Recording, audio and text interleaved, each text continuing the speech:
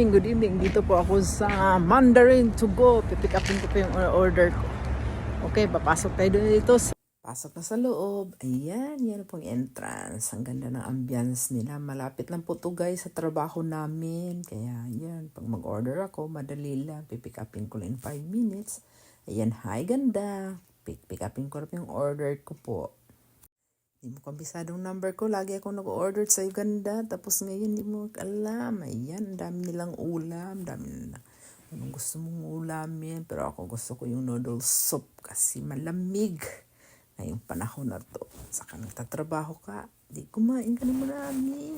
Habang inaantay kong order at ako'y pagkot-ikot. Parang hilong talilong. Para naman maganda tingnan. At in 5 minutes, ready na po yung in-order ko. Ayan, Arsyak, sige, ikot ka ng ikot. Yaw-yaw ka ng yaw-yaw. Kung ano nang pinagsasabi mo diyan.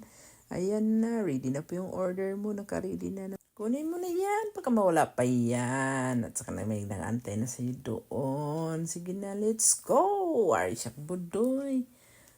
At saka yan ay mainit pa. Yan na pagdating sa trabaho, ayan na.